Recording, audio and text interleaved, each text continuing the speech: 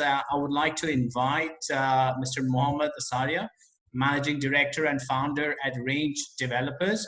And he's going to talk a little bit about the Grenada Citizenship Program. Mohammed, over to you. Hi, good afternoon, everyone. Thank you so much for the kind introduction, and thank you so much for having me here this afternoon. Pleasure. I'm broadcasting to you from our home in Dubai. And I'm just going to share my screen. I also have a presentation which details a little bit about our company and what we've achieved over the last couple of years.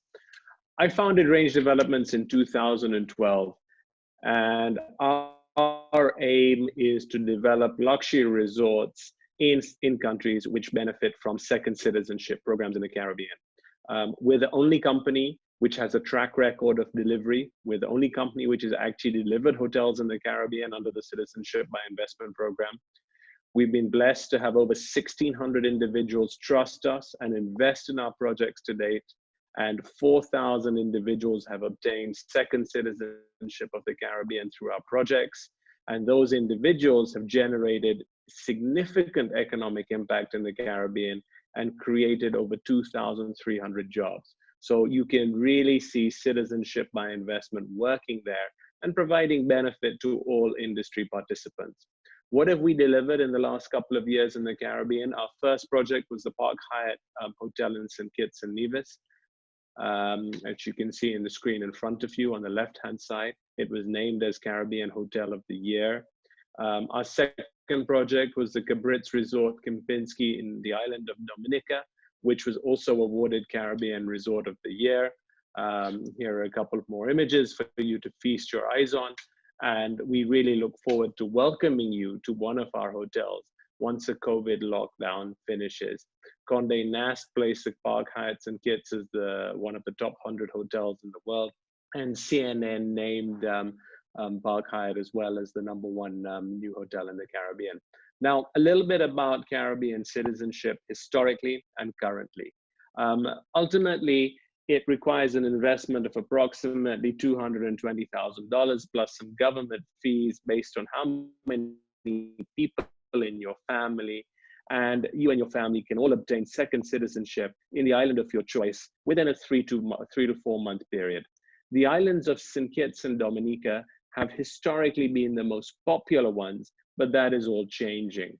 And historically, an investor has invested in either St. Kitts or Dominica to obtain visa-free travel, to obtain the ability to travel the world, whether that's to the UK, whether that's to Schengen, whether that's to Russia, or 130 other countries around the world, without the need for any prior visa or obtain a visa on arrival. And second citizenship also provides an individual with a backup plan. God forbid the political uncertainties in their home country become so significant, it no longer provides a viable place for that individual and his family to reside. And that is the historical reason why our developments have been so popular, because for a very cost-effective amount of money, an individual has been able to obtain a new nationality and the benefits that go with it. 14 months ago, we were invited to develop a number of luxury hotels in the island of Grenada, another lovely Caribbean island, where we actually acquired this site, which was named by Sunday Times as one of the top 10 beaches in the Caribbean. And Grenada provides a very interesting opportunity. Not only does it have all the same benefits that St. Kitts and Dominica provide, in that you can travel around the world without a visa, it also provides the ability to access the world's largest economy, the United States. And a little bit of history here. Grenada in 1983 was invaded by the United States. And as part of those reparations of war, Grenada was awarded something called an E2 visa treaty. What does an E2 visa treaty say? It says an individual who is a citizen of Grenada has the ability to make a significant investment in the United States, which is not defined in the law, but by custom is expected to be in excess of $150,000. So that individual can make an investment in the United States for $150,000 in his or her own business. And within a very short period of time, typically 3 months, that individual obtains the right to reside in the United States for himself, his spouse, his children. His children can benefit from free education in the United States below the age of 18. And between the ages of 18 to 21, those children get in-state benefits at US universities.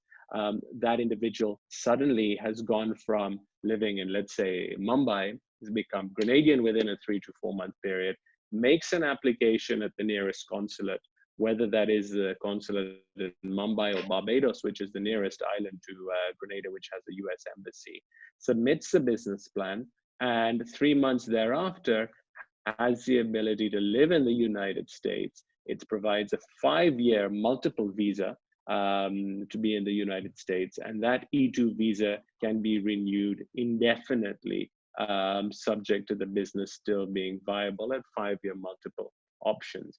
So Grenada has suddenly become extremely topical in all of our conversations and has become accepted within the Indian high net worth investor community as a route to the United States if someone wishes to enter the United States in an expeditious fashion.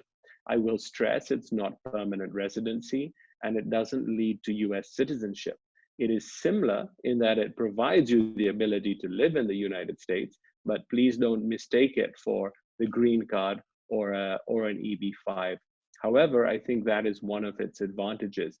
Firstly, if you have an E2 visa from the United States in your Grenadian passport, provided you don't spend 122 days in the United States, you're not subject to tax on your worldwide income, which is the situation if you were to be a green card holder or had a US passport.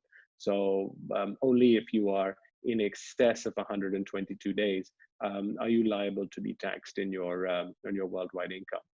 Now, what else I will say is that the American dream, the EB-5, the green card, became very popular in India after 2016. I'm sure everyone on this call looked at that program. They know someone who went down that route.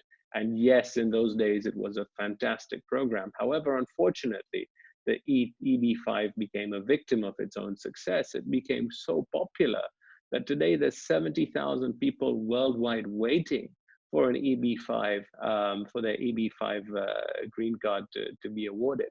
If you're from China, it's 15 years. If you're from Vietnam, it's somewhere between 8 to 10 years. And if you're from India, the waiting time before you get your green between 5 to 6 years. So if an individual wishes to get to the United States in an expeditious fashion, that is no longer a viable option. The other thing which adversely affected the EB-5 program at the end of last year was that the minimum investment thresholds were increased from 500,000 to 1.8 million. Yes, there are some exceptions. If you invest in a targeted employment area, that amount comes down to 900,000, but that's still a significant increase of close to 4 times on the headline figures. Whereas with an investment in Grenada, it's a $220,000 investment in the resort that we're building, in addition to some government fees for your family. And the typical, if it's a family of 4, those fees are approximately $75,000 to $80,000, depending on the ages and the demographics of your family. So that's $300,000 to obtain the Grenada piece, and thereafter another $150,000 in your own business to qualify for the US E2 visa. So all in all, for less than $500,000, you can not only obtain a second nationality of the island of Grenada, but also you can have the rights to invest and reside in the United States. So with Grenada, you get a second citizenship in an island which has a very friendly tax regime. Let's describe it that way.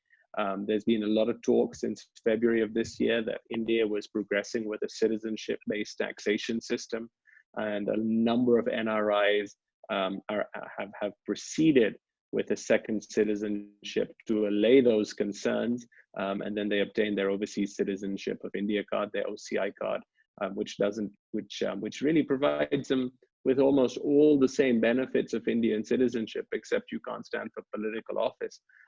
So not only do you have a second nationality, which provides you the ability to travel around the world, which provides you with a tax-friendly jurisdiction, you also have the ability to invest in your own business in the United States and move there.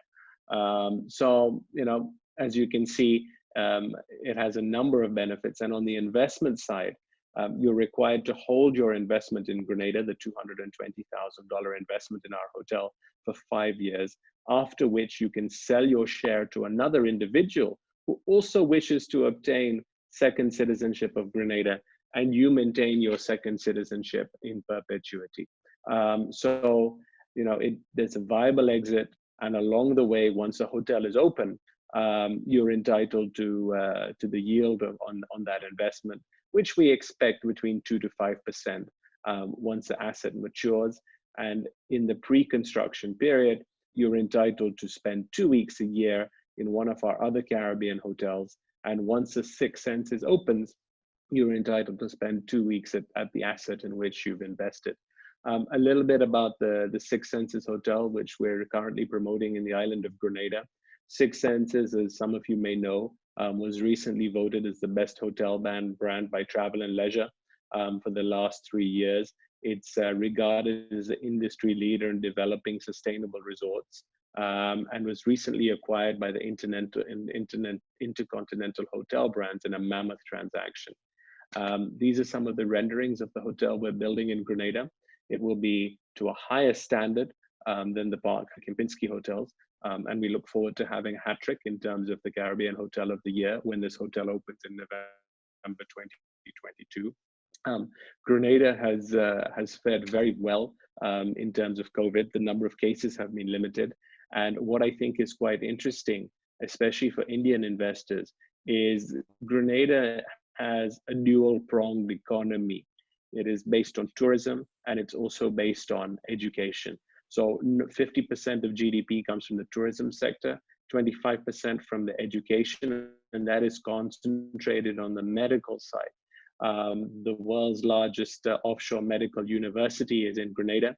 It's called St. George's University, and 1% of the world's doctors have graduated from our island of 130,000 people. 1,000 individuals graduate from this university every year, straight into US residencies. So quite an incredible opportunity, and Indian investors have invested in the Caribbean. Mr. Manipal has a smaller facility in the neighboring island of Antigua, and I know certain active discussions are also underway to expand the Indian presence in the Caribbean in this sector. So ladies and gentlemen, that concludes my presentation. I know there'll be a number of questions, and would be happy to take those. Right, excellent. Thank you, Mohammed, for that insightful presentation. I think it's really impressive to see the work that you've done, you know, in Grenada and also for the other economies in the region. We actually got one question coming in already. So one of the participants wants to know that, you know, how will this current situation impact, you know, the pricing for the investment in Grenada, given that, you know, tourism is one of the pillars for the economy, and I think people are going to be a bit skeptical about traveling for a bit at the moment. Sure. Look, that's a great point. So as regards the pricing, in terms of it's a government-sponsored scheme. So the government say you have to invest a minimum of $220,000 in a share in an approved project in a priority sector. The only priority sector the government is looking at today is tourism, which is being supported by its second citizenship program. So I don't think there's going to be any reduction in that, because notwithstanding COVID, people today are looking more seriously at economic migration and global mobility. So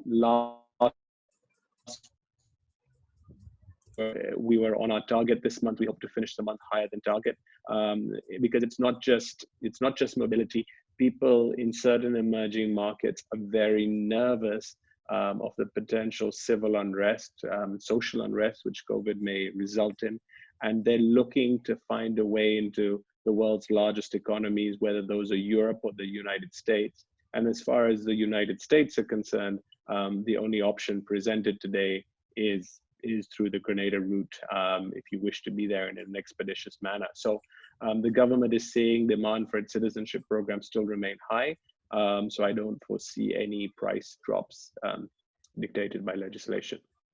Right, interesting. Okay, well, thank you very much for that, Mohammed.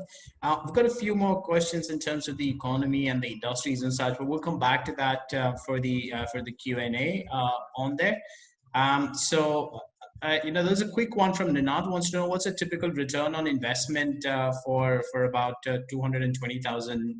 What would be the ROI that they could look at? So once a hotel is open, we expect a yield of 2% after the first year, which should rise to about 5% on stabilization. That's the income. And in terms of exit, what I say to investors is assume that you are going to be able to sell it after 5 years at the same price you bought it. And if there's any capital appreciation, consider that a bonus.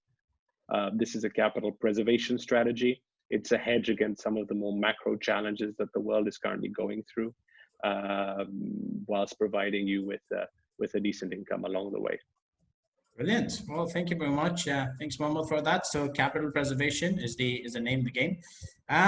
Right. I'd like to invite Mike Zenik, President and CEO at Invest America, to talk a little bit more about the USA citizenship programs.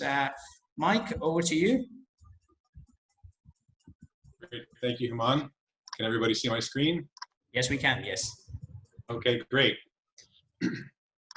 First, thank you very much for the invitation, for the opportunity to speak with everybody today. It is a beautiful morning here in Tampa, Florida.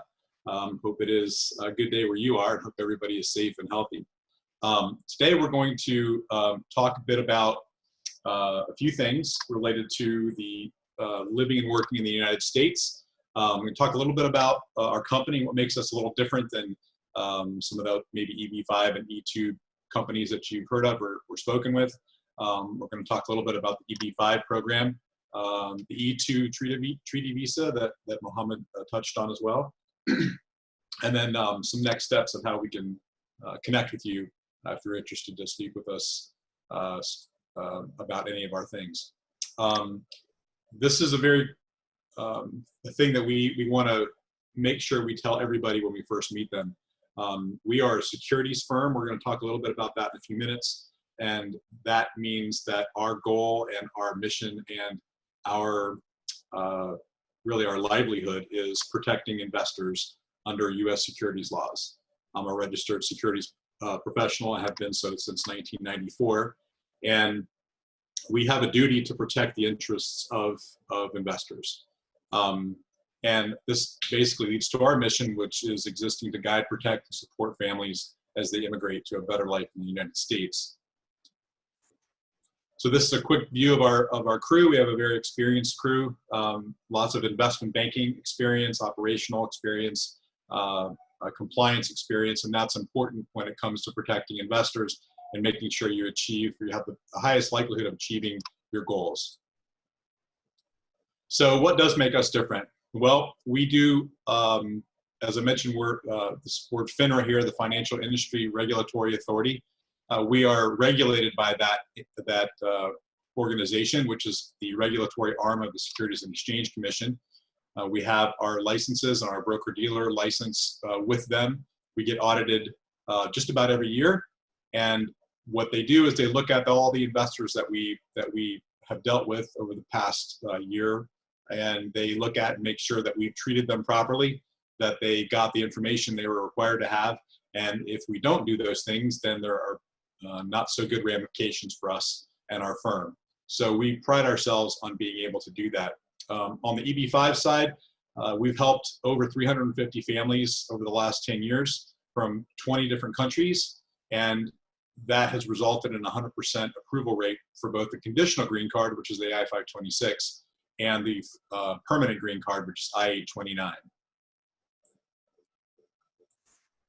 We've been in the EB-5 and E2 business since 2010, and again, focused on mitigating risk and protecting investors. Over the last couple of years, we've gotten into doing free consultations. Investing in the right project is very important. A lot of times people haggle over the fees, which obviously we don't shy away from. However, we want to make sure that people are maximizing their opportunity to achieve their green card or their E2 visa by investing in projects that are going to maximize that opportunity, minimize the risk. There are basically 20 key elements of an EB-5 investment that are very important to whether or not something is going to work for you or not. And we do a free consultation of that, as well as comparing it to other projects that you may be looking at. The last thing I'll say is because we're securities professionals, even though we represent the projects and helping them to raise the money, once the investor invests with us, by law, they become our client. So from the point they invest until the moment they exit the investment, we are there and are required to represent their interests in case anything goes wrong with the investment or if they have questions, etc. And that is very important, especially having done this for 10 years. We're still talking to investors that we met 10 years ago, now just in more of a friendly opportunity to meet them and also show them some of the non-immigration investment opportunities we have here in the United States. So quick overview, Mohammed touched on it a little bit on the EB-5 for permanent residency for the investor, their spouse, and all the children under the age of 21, which continues for the children when they go over 21. Once you have the green card, you have the green card for forever. It is a $900,000 minimum investment amount for projects in targeted employment areas. We only represent projects in targeted employment areas, and that has been a challenge since they changed the rules, which makes it even more important to invest in projects that are super high quality. There's actually a very low supply of qualified EB-5 projects right now because of this, and also because of the COVID situation. A lot of the projects that were scheduled to be launched the first quarter and second quarter of this year have been pushed off until later in the year. The process typically takes around 2 years. Mohammed mentioned that there's a delay for several nationalities. That has been true for India up until now. They've just made some great strides in eliminating the backlog for Indians, and the State Department basically has predicted that by the summer of this year, they will be caught up and be on the same level as all the other countries in the world. So that should not be a deterrent anymore. There is a very big backlog for processing, but since there's not a lot of petitions coming in right now, they should get through that fairly quickly. So I won't go through the process. I won't spend too much time here, but basically selecting a project, preparing your source of funds, making the project investment, and that's obviously a very key point. Working with your immigration attorney to get out your I-526 petition. First step is a conditional green card, which happens once your initial application is approved, essentially making sure that it qualifies and your source of funds have been demonstrated successfully. And then a 2-year period of time after that, the project is scheduled to generate the jobs, and then you apply for your final green card. The process does take approximately 5 to 7 years from start to finish. However, you should have your conditional green card within 2 years once you initially apply. Here's a quick view of the projects that we've represented in the past. We've raised capital for all these projects. They're doing quite well, even in the midst of the COVID-19, knowing how greatly it's affected New York. We just checked on all of these projects, and they're still at 90% above occupancy, and right now no major defaults on rent. So that's a good sign for these properties for prior investors. So let's talk a little bit about our current project. It's an exemplar approved project, which basically means that USCIS has looked at the structure, they've looked at the project itself, and they've approved all the elements of the project as qualifying for EB-5. It's a very large project. It's been under construction now for about 1.5 years. It's a $1 billion project. It's the first new construction in downtown Las Vegas, which is the original strip, right along the Fremont Street experience since 1980. It's continuing construction. We'll see that in a couple of minutes. And it is a very sought after property for a lot of different reasons. And it also has a lot of jobs created, which is a main requirement of the EB-5 program, that U.S. jobs be created. And the annual preferred return to the investors is 3% per year. So basically this capitalization of this $1 billion, the EB-5 capital makes up just under 10% of the total capital stack. And that amount is being bridged by the developer, so it doesn't need the EB-5 to come in. They have a senior loan, $450 million, led by a syndicate headed by Credit Suisse Bank. The developer's putting in $463 million of their own money. And as I mentioned, they're bridging the EB-5, and as and when the EB-5 comes in, they'll take that bridge out. So really quick view of the project here.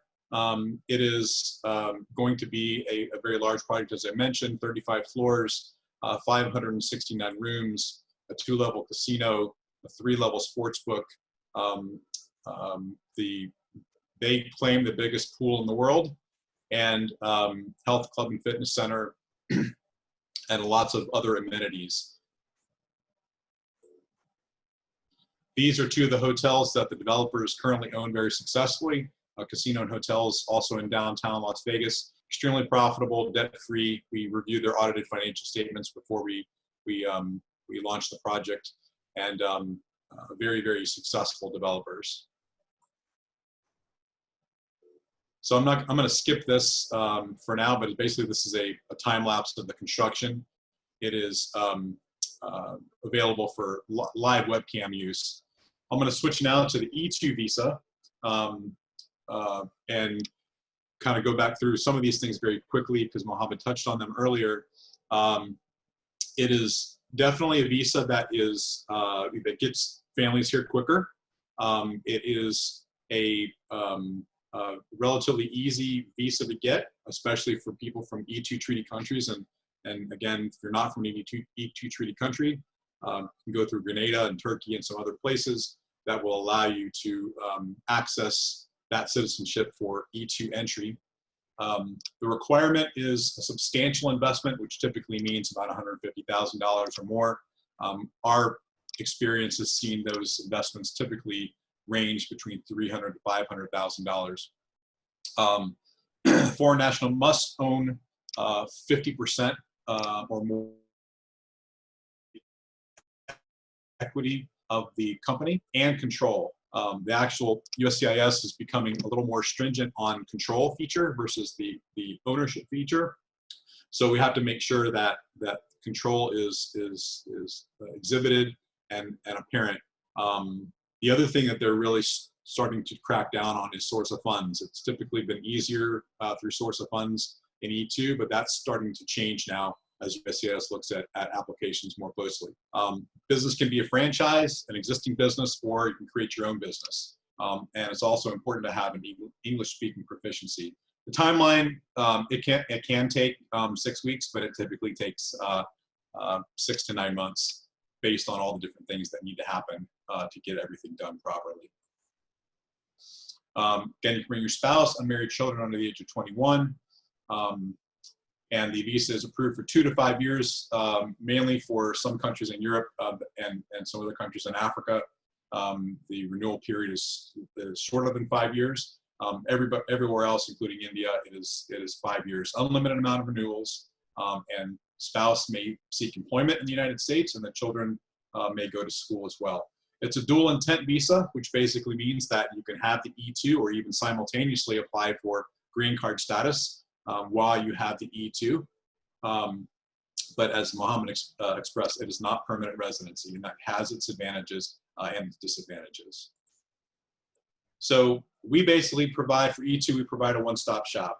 We can give you, as it relates to E2, obviously we can make sure you're through the CBI process with somebody else and getting there. We provide access to immigration counsel and other legal counsel that you'll need to set up the businesses. We help with preparation of the E2 business plan that's necessary for processing your petition. And the biggest thing we do is finding and evaluating a franchise or business, or helping you create a new business to qualify for the E2. We've been doing this for a very long time. We have access to a large database of franchises. Our biggest thing is focusing on making sure that the investor is doing something that is suitable to them, where they want to live, what your interests are, what your background and experience might be, to help you find a business that's going to maximize your opportunity to be approved, as well as maintain that business for as long as you want, and make sure that you're here as long as you want to be. We've placed over 124 successful E2 placements since we've been doing this, and some of the industries that we focus on, boutique fitness is very popular right now. Here's a few of the brands that we represent, and other opportunities in other areas. But pretty much, you can any industry you can think of, any place you can think of, we have access to products that can be very helpful. One last thing I'll say here is our focus, especially on the franchise side. You may think, well, I want a McDonald's, or I want a Starbucks, or I want something like that. Unfortunately, those businesses, all the good territories are taken. You may be able to buy one, but it's going to be more expensive, and typically it's going to be in an underperforming property. So we focus on franchises that have a good history and that have 50 locations or less, that are in super growth mode, have proven their business model, and are really looking for energetic new franchisees to grow out their brand throughout the country. So there may be a question about the temporary immigration ban that was implemented on April 23rd, a couple of weeks ago. That ban expires on June 22nd of this year. It's going to be reevaluated in a couple of weeks to see if it will pertain to any visas that it currently does not pertain to. And it may be extended beyond June 22nd. We're thinking that it probably will be extended. The good news is that it does not affect EB5 and does not affect E2 at this point. EB5 was actually a category that was the only category that was specifically excluded in the executive order. So we don't think that one's going to be affected. However, it could affect L1s and H1Bs, and seeing now maybe even F1s. But we'll know more hopefully in a couple of weeks, and we'll be available for, we'll probably be putting out some videos or some other information on our LinkedIn page, as we do for all different types of things when these things happen. Spouses and children of U.S. citizens are also not affected, and specialty medical categories are not affected. So that's pretty much our presentation. Here's some ways that you can contact us, and whether you're an investor or an intermediary, we'd love to talk to you. And well, thank you, Mike, for that. I think you answered the question about the changes in the in the immigration rules, and whether that impacts the processing of the application. I've got a couple of questions coming into the chat box. I've got a few, but we're just going to take a couple at the moment. Okay. Dheeraj wants to know, if you can give some kind of an indication around processing fees and recommendations on attorneys to you, for this particular applications. Sure. We definitely have lots of attorneys that we can recommend. Having done this for 10 years, we have many different immigration attorneys that we work with that are very, very good at what they do, that have processed lots of EB5 and E2 applications. We have a lot of immigration attorneys that are very focused on specific countries, including India, which helps with producing a proper source of funds package for both EB5 and E2, as well as making sure that communication flows freely. Fees for that is the fees for their, in addition to the for EB5, in addition to the $900,000 investment, there is a $75,000 to $90,000 administrative fee on top of that. Plus, immigration counsel will probably cost you anywhere between $15,000 to $25,000, depending on the complexity of your case, as well as the law firm. Some law firms charge more. That's usually, and that's to represent you from start to finish. So from the initial application to your final application. The fees for applying, it's about a little under $4,000 is the application fee to the government.